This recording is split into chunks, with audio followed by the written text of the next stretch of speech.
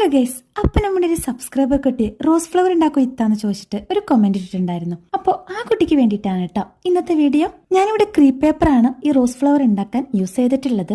അതിന് ഞാനിവിടെ ഒരു സ്ക്വയർ ഷേപ്പിലുള്ള ഒരു പീസ് കട്ട് ചെയ്ത് എടുത്തിട്ടുണ്ട്. എന്നിട്ട് ഇത് ഈ ഒരു ഷേപ്പിൽ അത് കട്ട് ചെയ്തെടുക്കുക. ഈ വീഡിയോ നോക്കിയിട്ട് അങ്ങോട്ട് ചെയ്താൽ മതി കേട്ടോ. ഇനി ഇതുപോലെ കട്ട് ചെയ്യാൻ അറിയാത്തവരാണെങ്കിൽ ജസ്റ്റ് ഒരു പെൻസിൽ വെച്ചിട്ടൊന്ന് വരച്ചതിന് ശേഷം കട്ട് ചെയ്തെടുക്കുക.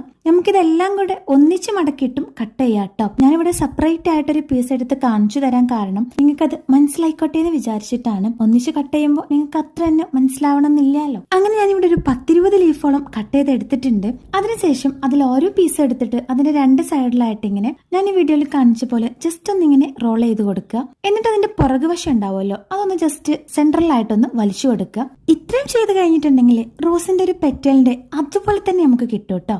അങ്ങനെ ഞാനിവിടെ എല്ലാം ചെയ്തെടുത്തിട്ടുണ്ട്. അതിനുശേഷം ഒരു കമ്പി എടുത്തതിന് ശേഷം ഈ വീഡിയോയിൽ കാണിച്ച പോലെ ജസ്റ്റ് ഇങ്ങനെ ഓരോന്നോരോന്നായിട്ട് ഒട്ടിച്ചു കൊടുക്കുക. ഞാനിവിടെ ത്രെഡ് വെച്ചിട്ട് കെട്ടിക്കൊടുക്കുകയാണ് കേട്ടോ ചെയ്യുന്നത്. നിങ്ങൾക്ക് ഗം യൂസ് ചെയ്യാനാണ് ഇഷ്ടമെങ്കിൽ അങ്ങനെ ചെയ്താൽ മതി കേട്ടോ. അങ്ങനെ നമ്മുടെ റോസ് ഫ്ലവർ ഇവിടെ റെഡി ആയിട്ടുണ്ട്. ഇനി നമുക്ക് ലീഫാണ് കേട്ടോ വേണ്ടത്. അതിന് വീഡിയോയിൽ കാണിച്ച പോലെ ഒരു സ്ക്വയറിന്റെ ഷേപ്പിൽ കട്ട് ചെയ്തെടുക്കുക. അതിന്റെ സെന്ററിൽ കൂടെ അതൊരു കോൺ ഷേപ്പിൽ കട്ട് ചെയ്യുക. അതിനുശേഷം ഈ വീഡിയോയിൽ കാണിച്ച പോലെ അതൊരു കമ്പി വെച്ചിട്ട് ജസ്റ്റ് കമ്പ് തെച്ച് ഒട്ടിച്ചു കൊടുക്കുക. ഒരു ലീഫിന്റെ ഷേപ്പിൽ കട്ട് ചെയ്തെടുക്കുക. ഇനി ലീവ്സ് നമ്മുടെ റോസ് ഫ്ലവറിന്റെ മേലെ വെച്ചിട്ട് ഗ്രീൻ ടാപ്പ് വെച്ച് ചുറ്റിയെടുക്കുക. അപ്പൊ അത്രയേ ഉള്ളൂ.